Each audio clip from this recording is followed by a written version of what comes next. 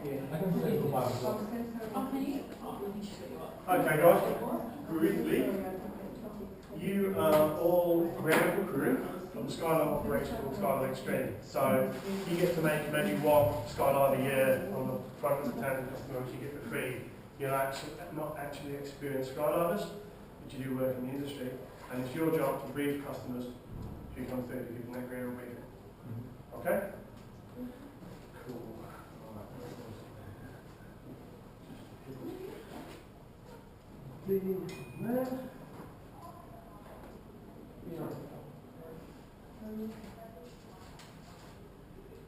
Maybe only works with PowerPoint on? The main thing? Yeah, do you have PowerPoint? I'm not using PowerPoint, I'm just using the background here. Well, we'll leave that there. Okay.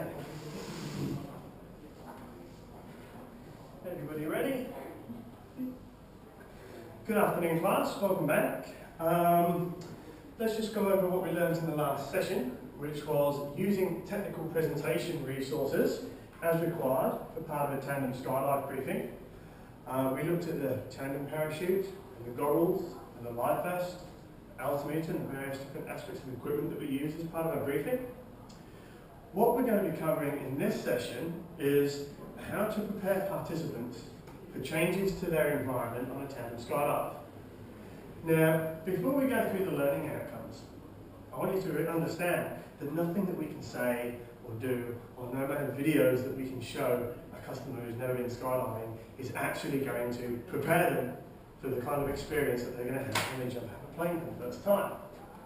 But what we can endeavour to do is to try and prepare them for the unknown. And by trying to prepare them for the unknown, what we do is we focus on what we want them to know, but on the other hand, we also have to be prepared to answer all sorts of left field questions that can come from people when you're giving them a briefing. So we're going to be working on some material that we want you to teach them, and we're also going to be working on the could know sorts of answers for all sorts of left field questions that you can get from customers. Okay? So really what we focus on with the actual briefing is less is more, and with answering people's specific questions that could come out of their field, we're trying to use the principle of knowledge dispels fear. So if you answer those questions for them, then that will work properly. Okay. So the actual learning outcomes that we have for this session, we're on our board here. The session is prepare participants for changes in their environment on a tandem skydive. It's part of the delivering a briefing or scripted commentary unit.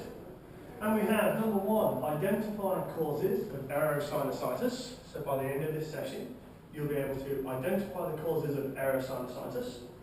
You'll be able to describe signs and symptoms of hypoxia. You'll be able to outline sensory overload and how to cope with it. And you'll also be able to discuss weather factors that affect a person on a tandem skydive. Okay? We'll be watching a couple of videos, because video is really the best way for you to get a handle on what this stuff looks like in freefall. And those videos are entertaining and they're pretty funny, but they're also very serious training aids for us as well. Okay? So try not to laugh your head off too much when you see some of these people in freefall, because we are really looking at things that can happen. Okay? So, some work health and safety things to be aware of before we continue on. We've got some cables out front here, and we've got to keep an eye on those. We've got the legs of the whiteboard, which I'll try not to trip over myself. And if you can tuck in any chairs that are already sitting out, and tuck your bags under the tables, then that will minimise all the work health and safety issues that we have today. So, moving forward then, what we're going to look at first of all is things that really do happen to people on a tandem skydive. One of the first things that happen to people as they're getting ready for this change in environment that they're going to experience is in the plane, before we've even gotten to the door, before we've jumped out, as we're moving towards the door, one of the first things that people experience is a little bit of the old fight or flight mechanism kicking in. Have we all heard of fight or flight? Would anyone care to explain it in their own terms? Anyone? Yep. To stay in a fight or to run away from a Right. situation. Yeah, okay. Yeah, but what it is, it's actually a human response to a life-threatening situation. Yeah? And generally speaking, traditionally we've got two choices, run away or stand and fight. Okay? And when you're jumping out of a plane for the first time, that is perceived by a lot of people as a life-threatening situation. And for a lot of people, they have a fight or flight mechanism kicking in, which they have to try and transcend. And we present them with a third alternative, which is fight, flight, or flow. And flow allows you to go with the situation, as opposed to wanting to run away or wanting to fight the situation. The fight or flight response actually creates a lot of confusion in people, because part of their brain is saying, stop, what are you doing, you're about to jump out of a plane, stop, don't do it. And the other part is saying, no, that's cool, it's okay, I met my instructor, I've checked out this operation, I've learned about the equipment, and I know what it is that I'm doing, so I'm going to be okay. And there's an internal dialogue going on in people's brains a lot of the time as to whether or not they're going to do this. Obviously, we only get refusals about 1 in every 3,000 to 4,000 customers, so most people are prepared to go. But it doesn't change the fact that as they're moving towards the door, they all have second thoughts to some extent. The way that we teach them to get over these second thoughts in this case is we tell them to focus and to trust in their equipment, which they've learned a little bit about, to trust in their instructor, to trust in the operation, and also to trust in their own better judgment. Because they've learned all this material and they have still decided to come and be here. It's just a little voice of fear kicking in as they start moving to the door. And they have to get over that, and the instructor will always help them to do it. That's what they do as a profession, it's part of their job, sports psychology. And they'll get that person to the door and have them ready to jump out and play. Okay? Any questions about how fight or flight might affect a person jumping out of a plane for the first time? No? Okay. The next thing we're going to talk about is what happens to everybody when they jump out of a plane for the first time, the moment that they leave, and the moment that they enter free fall. It's called sensory overload, which you've probably heard the term being thrown around, it drops out a little bit. I'm going to give each of you a handout, just a short handout which cites a couple of explanations from the internet. If you can pass those around, I'll just keep one for myself. Thank you.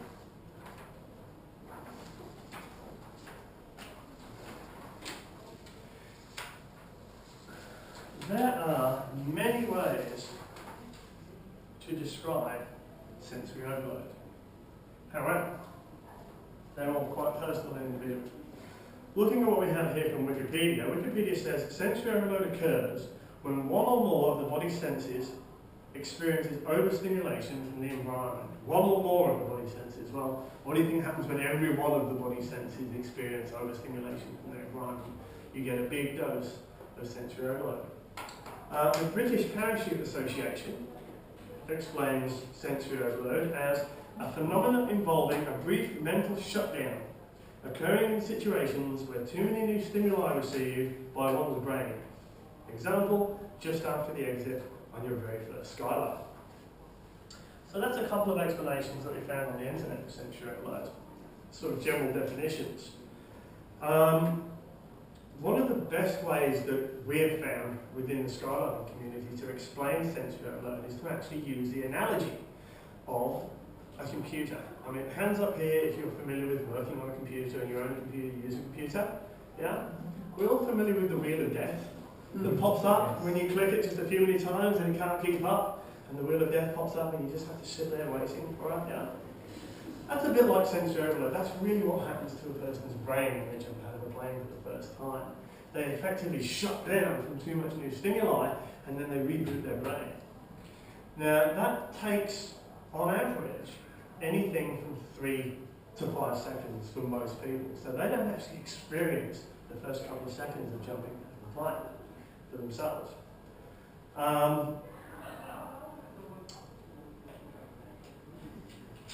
The reason sensory overload is so intense on a tandem skydive is because we also, when we experience the world and everything that we know, you're sitting in a room now, you've got tables in front of you, you've got floor, there's walls on all four sides, and you're taking in information about the colour of the walls, the pattern of the walls, you're taking in all of this information about your surrounding environment. What you're also doing with that information is you're comparing it to all of your previous experience. You've been sitting in rooms for most of your life, sitting at chairs, sitting at tables, and you do this subconsciously. You're cross-referencing all of your experience in real time against all of your past experience, and that's actually how the brain works as we move and find our way through the world. Well, when you jump out of the plane, everything that you know is 4 kilometres or more away in any direction. So everything that you use as a reference for your position in the world and how the world has influenced you is completely and utterly gone. You have no frame of reference at all whatsoever to relate to this experience. And that's a very difficult thing for the brain to work with as well. Excuse me.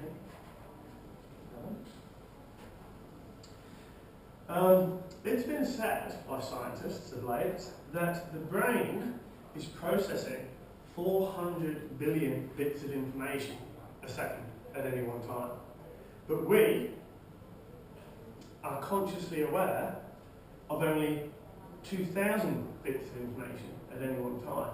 For example, can anyone tell me what colour shoes I'm wearing? Black. Without looking, black, right? I mean, you've seen that information, you've seen the jacket and how many people are out in that room. We're taking in all of that data, we just don't have conscious access to it all the time. It's going on in the background. What that means is, really we're seeing this much information, but we're actually only aware of this much information, because that's all we're really sort of capable of dealing with on a moment-by-moment basis.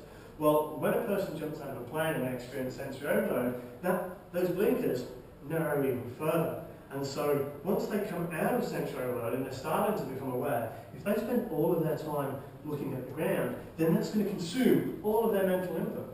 And they'll spend the entire skyline staring at the ground going like, oh, the ground! And they'll forget to perform basic functions like breathing or moving their head to look around and look about the place. So, just to give you an example. I'm just remembering my side. You experienced some of this, right? I've got a good example up here of some sensory overload of this particular skyline, which I'm going to play. And while it plays, I'm just going to talk through what's happening a little bit. So here we go.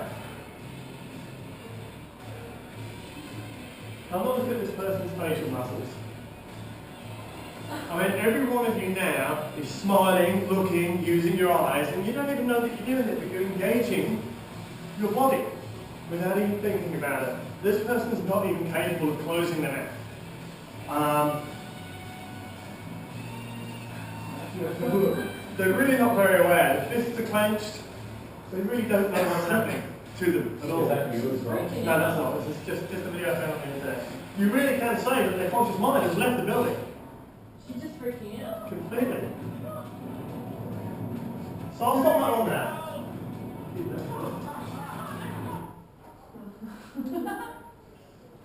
So how do we deal with sensory overload if this is something that's going to happen to each and every person?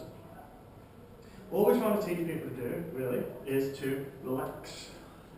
Go with the flow. Be in the moment. Be in the zone. And breathe. Now that's very easy for me to say in thousands of skyline. I'll tell you, jump out of a plane, don't worry about it. Just breathe, be cool. Easier said than done, I think, for most people for the first time. So it helps for you guys if we can actually put this into some kind of sort of construct. And for that, we use a graph which I'm going to draw up here for you. This is called the Performance Arousal Curve. And I got this material from the Australian Institute of Sport, doing some work I did with them a few years ago. On this axis, we're going to rate performance. And what we mean by performance is the ability to perform really simple tasks. For example, put your finger on the end of your nose. Everyone have a go. Pretty simple stuff. And yet, our friend up here, I don't think would have been able to put their finger on the end of the nose on the skyline. So performance is relative. We're going to keep it very simple for the purposes of a tandem skydive, but the same performance could be the ability for a professional athlete, say a soccer player, to score a goal. When the ball's coming this way at them, they can see the goal, they know what it is that they have to do, and then they have to actually execute that performance. Their ability to do that and your ability to touch your nose on a skydive, it's both the same thing. And what it relates to is what we have on this other axis here, called arousal. Now, arousal is how much adrenaline you have in your system, how you feel, how much anxiety you have, how you actually feel about a situation, how excited you are. Now, what happens is, as arousal increases, so too performance increases to a point. Now, for this reason, this is the reason why some rugby players or American football players like to get themselves all G'd up and all before they get going, because they're trying to increase their arousal level so that their performance level increases. Have we all seen the movie Braveheart? Yeah? Kind of riding around on the horse, giving a big speech, getting everybody excited, getting them aroused before battle. People do this because human performance increases with arousal up to a certain point. At which point, things take a very sharp U-turn. Arousal continues to increase, but human performance drops off a cliff. This is when we go beyond the point of fight or flight with people. This is what happens when they experience sensory overload. Basically, they're too aroused to be able to perform. This happens in lots of instances. It happens to most human beings if they're engaged in a fight. If all is too much, it happens very, very quickly. They might come out of that all puffed and out of breath thinking it lasted for 5 minutes, and the fact is it was only 30 seconds. The same thing happens to someone if they're involved in a car accident. They really can't recall what's happened. One of the first things to go is recall, because they're in this state. So what we try and do with our customers, by giving them confidence, by encouraging them to relax, to trust their instructors and to trust their equipment, is we're trying to bring them back down this arousal curve to this point here, which is the optimal performance and arousal level. This is what professional athletes call being in the zone. It's being right there in the moment, just the right level of fight, but still being able to have all your cognitive functions and still being able to think things through as you're doing them. Now, with a tandem customer, we're never ever going to bring them back to there, not unless they're an exceptionally cool individual. All we can hope to do is slide them a little bit further back up this scale so they actually get to experience what's happening to them instead of not being all present like our friend here. Okay?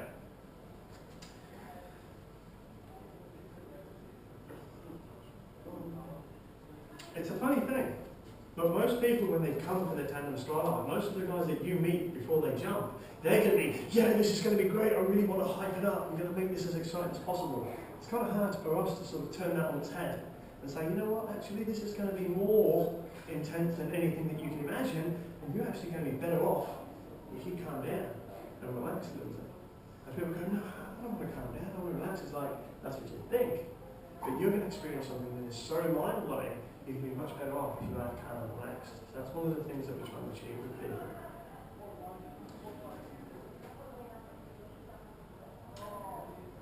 So, how do we get people into the zone? There's a couple of things that the individual can do. The single, number one, most important thing that you can take away from this session today is that what customer needs to do more than anything else is breathe. Now, can each show me a sample of breathing? Everybody breathe for me. Okay, what's the first thing that you did? Right, and the second thing you did? Right, okay. What do people do when they get scared? They hold their breath. Okay, so what we actually teach people to do first is exhale and then inhale. In fact, we actually teach them to exhale the whole way down because they're going to breathe in between those out breaths because they're scared. But if they breathe in, they tend to jump out of the plane. Everyone breathe in for me? Keep trying to breathe in. Keep breathing in. Put your hand up when it gets difficult. And you can stop and breathe out. Yeah? So you get some people come down there, I couldn't breathe. It's like, no, you didn't breathe. There's a big difference between didn't and couldn't. They simply keep trying to breathe into a wonderful bear. So we get them to exhale, exhale, exhale. There's 3 ways you can do it. Laugh, shout, or scream, whichever suits you or your customer's personality. Get them to do one of those things all the way down. It's going to get them to breathe out. It'll get them to come out of sensory overload quicker and allow them to start to function like a semi-normal human being when they're in free fall. Okay? I use that on my daughter. Yeah? I take her on her first roller coaster ride and that, and I told her Right. when she gets up to the top, Uh-huh. when she's going down, scream. Right. It's the best And the thing you minute can she possibly did do. it, she just relaxed for the rest of it. It happens to everyone. I feel like screaming now. I just have to agree up here. Cool. Okay, so we're there. Good. One other thing that we can get people doing freeform that's going to help them get the most out of their experience is to look up with their hand. If they do this one thing, if they breathe out and look up, that's going to help them a lot. The reason we look up is really very simple. Where's the sky? Up there. We're going skydiving. So where should we be looking? Up there. When the chute's open, we're 4 times higher than the Empire State Building or Centrepoint Tower. So from that height we can look down and can have a really good look around. But in free fall, for people to get that real sensation of being in free fall, that sensation of flying, we need them to look up and out and keep their head looking up and out and see what's around them, up there in the clouds. Okay? Also, something else that relates to free fall versus the parachute ride is that when we're in free fall, people often ask, can we talk to our instructor? No, you cannot talk to your instructor. It's far too loud in free fall for people to be able to speak. If I, as an instructor, have got a customer's ear right here, which is where it is, I can shout and they'll make out the fact that I'm shouting, but they won't really understand it as I'm saying. When the chute's open, things slow down. At that point, they can talk and the ability to communicate comes back to them. So, something else that happens to a person on a skydive is that they experience issues with equalising in their sinuses. Most of us have been in an airplane before. And we experience that we have to hold our nose and pop our ears or click our jaw in order to get our sinuses to equalise. Yeah? Well, when you're in a jet, it's travelling at 30,000+ feet, but the cabin's pressurised to about 8,000 feet, usually. And you go from sea level to 8,000 feet inside that cabin pretty slowly, so that happens, it's quite a slow pressure build-up, and then you equalise a little bit, builds up a little bit more, you equalise a little bit more, and all the way up to when the plane cruises levels off. You're equalising just a little bit at a time. When you jump out of a plane, you're coming down really, really, really quickly. So surprisingly, in freefall, you don't actually need to equalise, because, well, you don't actually proactively need to equalise yourself, because the pressure builds up and then releases quite quickly as you're coming down. The only time people really need to equalise is when the parachute's opened and they've stopped descending. They've got a balance of changing pressure because they've stopped descending. They can equalise that, holding their nose and popping their ears, or clicking their jaw. And that's really the only time they need to proactively equalise their ears. You know, this is important because a lot of people will ask you, hey, what about my ears? Am I going to experience any problems with my ears? Now, this leads us on to our second handout.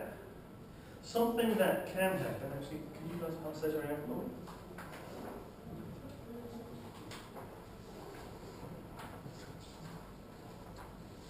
Something that can happen, but not does necessarily happen to people when they experience this environment of free fall, is aerosinusitis or barotrauma.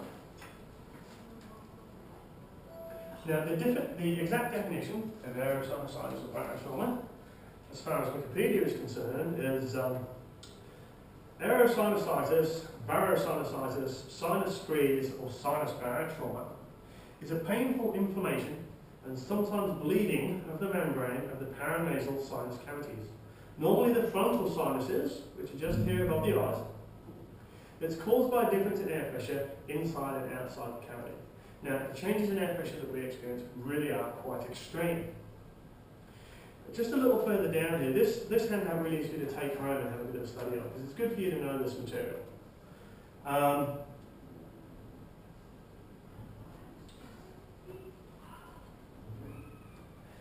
Normally what happens, the cause of aerosinusitis is actually a preceding event. If someone's had a cold or a flu or an allergy that's caused them to have blocked sinuses, in other words, if you've had a cold recently, then you have the potential to not be able to equalise at all.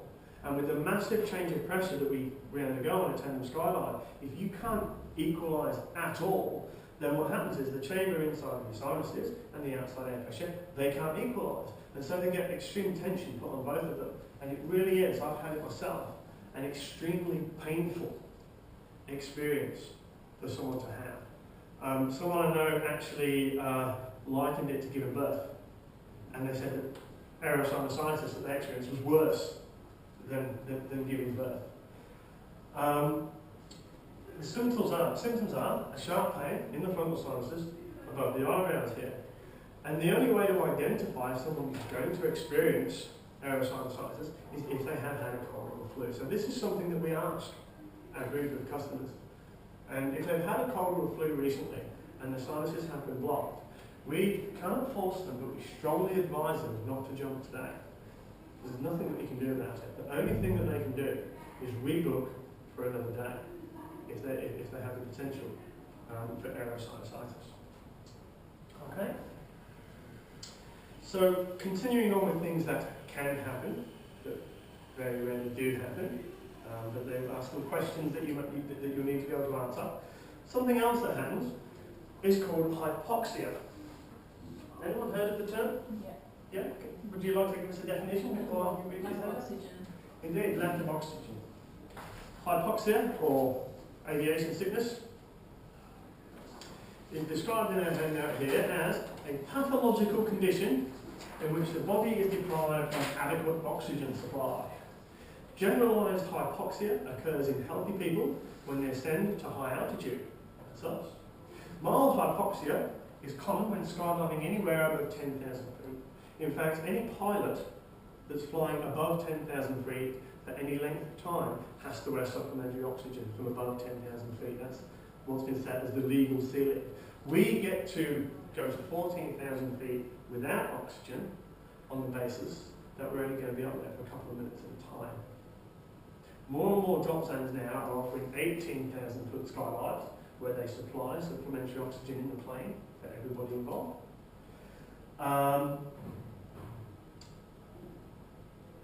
Says common symptoms of generalised hypoxia. In the case of altitude sickness, where hypoxia develops gradually, include headaches, fatigues, shortness of breath, a feeling of euphoria, and nausea. What happens with hypoxia is it actually rapidly reduces a person's ability to function like a normal human being. I've got It's locked, so if you pause your phone, we could just read stuff. okay.